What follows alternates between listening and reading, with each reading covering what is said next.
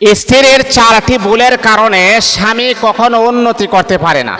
মনে রাখতে হবে মা বোনেরা শুনেন, আপনি এমন একজন স্ত্রী, আপনি যদি ভালো কাজ করেন, এই ভালো কাজের এফেক্টগুলো কিন্তু আপনার স্বামীর উপরে পড়বে। হাদিসে পাকের ভিতরে আছে, নারী স্ত্রী যখন নামাজ পড়ে স্বামীর জন্য দুইটা হাত বাড়িয়ে আল্লাহ পাকের কাছে যখন দোয়া করে, আল্লাহ পাক স্বামীর হায়াত এবং স্বামীর কামাই রুজির ভিতরে আমার আল্লাহ বরকত নাজিল করে দেন। আল্লাহু আকবার, আল্লাহু আকবার। তাহলে মা, আপনি একমাত্র পারেন আপনার স্বামীর হায়াতের ভিতরে বরকত দিতেন, আপনার স্বামীর কামাই রুজির ভিতরে বারাকা দিতেন, আপনি পারেন। তাহলে মা, কেন আপনার স্বামী কাজকর্ম করার জন্য ঘর থেকে বের হয়ে গিয়েছে আর আপনি নামাজ পড়েন না? আপনার স্বামীর জন্য কোনো দোয়া নাই, কোনো ভালোবাসা নাই, মোহাব্বত নাই, কেয়ার নাই, দিন আনছে দিন খাইতেছেন, কোনো পরিবর্তন নাই। না মা, এটা কখনো করবেন না।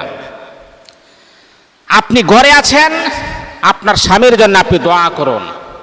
হযরত আলী রাদিয়াল্লাহু তাআলা আনহু যখন ঘর থেকে বের হয়ে যাইতেন, ফাতেমা রাদিয়াল্লাহু তাআলা আনহা আলী ঘর থেকে বের হওয়ার পর থেকেই তার জন্য দোয়া শুরু করে দিতেন আর বলতেন, আল্লাহ, আমার স্বামীকে আবার নিরাপদে আমার কুলে তুমি ফিরিয়ে দাও। আল্লাহু আকবার, আল্লাহু আকবার। তাহলে মা, আপনি তো মা ফাতেমার উত্তরসূরি, তাহলে আপনি কেন এমনটা কেন হয়ে গেলেন? আপনার মনটা এতটা পাষাণ কিভাবে হইল? আপনি তো মা ফাতেমার উত্তরসূরি। এই জন্য মা বোনেরা শোনেন, যদি আপনি আপনার স্বামীর জন্য নামাজ পড়ার পরে দুইটা হাত বাড়িয়ে যখন তার জন্য আপনি দোয়া করবেন, আল্লাহ পাক রব্বুল আলামিন আপনার স্বামীর হায়াতে বরকত দান করবেন, স্বামীর কামাই রুজির ভিতরে বরকত দান করবেন। স্বামী বেচারা চলতে ফিরতে গিয়ে যত রকমের বালা মুসিবত আছে, সমস্ত মুসিবত থেকে আমার আল্লাহ কুদরতিভাবে হেফাজত করবেন। তাহলে স্ত্রীর চারটা ভুলের কারণে স্বামী কখনো উন্নতি করতে পারে না। এক নম্বর হচ্ছে, স্ত্রী যদি দেরি করে ঘুম থেকে জাগ্রত হয়। এই যে দেখেন, ফজরের নামাজ কোথায় গেল? আজান হয়ে গেছে, আজানও শুনে নাই, নামাজও তো পড়ে নাই।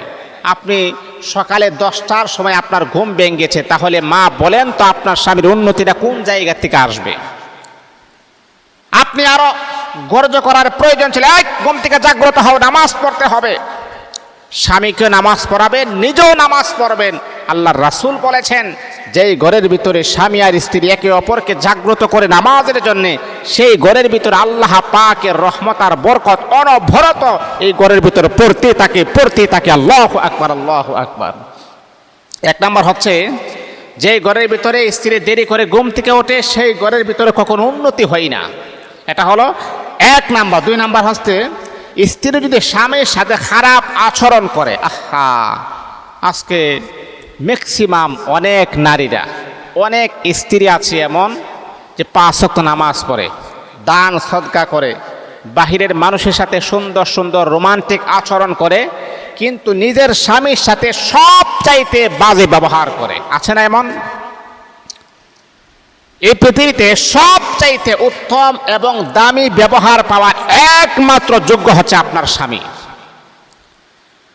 নবী আলাইহিস সালাতু ওয়াস সালাম বলেন, যেই নারী 5 ওয়াক্ত নামাজ পড়ে, কোরআন তেলাওয়াত করে, জিকির আজকার করে, এমনকি সোনার মদিনায় হজ করে, কিন্তু ওই নারী যদি স্বামীর সাথে তার ব্যবহার ভালো না হয়, স্বামীর সাথে খারাপ আচরণ করে, স্বামীর সাথে খারাপ ব্যবহার করে, পয়গম্বর বড় সুন্দর করে বলেছেন, ওই নারীর নামাজ, ওই নারীর কোরআন তেলাওয়াত, ওই নারীর জিকির আজকার, সোনার মদিনায় হজ, আল্লাহ পাক রব্বুল আলামিন কোন নেক আমল আমার আল্লাহ কখনোই কবুল করবেন না।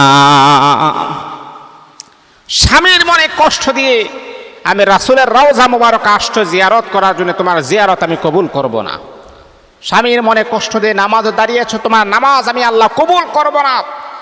এই জন্যে মা, এটা হচ্ছে ইম্পর্টেন্ট দামি একটি ইবাদত। স্বামীর সাথে সুন্দর আচরণ, স্বামীর সাথে সুন্দর ব্যবহার, এই ব্যবহারগুলো আমাকে আপনাকে করতে হবে, খারাপ ব্যবহার করা যাবে না। এটা হলো 2 নাম্বার। 3 নাম্বার হচ্ছে, স্ত্রী যদি স্বামীর পরিবারকে নিজের পরিবার মনে না করে, অনেক নারী আছে এমন, নিজের পরিবারকে অনেক মূল্যায়ন করে, অনেক সম্মান করে, আর স্বামীর পরিবারকে তুচ্ছ মনে করে, তাদেরকে দেখতেই পারে না।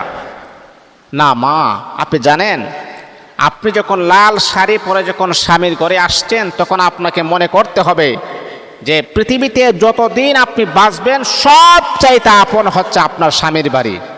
কেন জানেন? আপনি যখন মারা যাবেন তখন আপনাকে স্বামীর বাড়ির গুরুস্থানে দাফন করা হবে। আপনার ছেলে মেয়ে যখন হবে, এইগুলা কিন্তু স্বামীর বাড়ির পরিচয় নিয়ে তারা বড় হবে, আপনার বাবার বাড়ির পরিচয় নিয়ে তারা বড় হবে না। এই জন্য মা, আপনার বাবার বাড়ির চাইতে হাজার কোটি গুণ আপনার স্বামীর বাড়িকে মূল্যায়ন করতে হবে। যেই নারী এই বিষয়টা জানে না, সেই নারী সংসার করার মতো কোনো ক্ষমতা, কোনো ক্যাপাসিটি তার ভিতরে নাই। এটা হলো 3 নাম্বার। 4 নাম্বার হচ্ছে যে স্ত্রী স্বামীর কথা মতো চলে না, স্বামী বলে একটা করে আরেকটা। আর মনে রাখবেন, স্বামীর কথা মতো যদি আপনি না চলেন, স্বামী আপনাকে আগে যেই পরিমাণ মোহাব্বত করত, যেই পরিমাণ ভালোবাসত, কেয়ার করত, সম্মান করত, শ্রদ্ধা করত, এখন যে আপনি স্বামীর কথা শুনেন না বা মানেন না, আস্তে আস্তে স্বামীর যে ভালোবাসাটা আপনার প্রতি জমা ছিল, এই ভালোবাসা আস্তে আস্তে দূর হয়ে যাবে। আপনাকে আর আগের মতো মোহাব্বত করবে না, আর আপনাকে আগের মতো কেয়ার করবে না, কারণ আপনি বিয়াদবি করেন। আর বিয়াদবিকে স্বামী ভালোবাসবে দূরের কথা, কেউ বিয়াদবকে ভালোবাসে না। এই জন্য মা, বলেও এই 4টি কাজ কখনো করবেন না, তাহলে স্বামী কখনো উন্নতিও হবে না, স্বামীর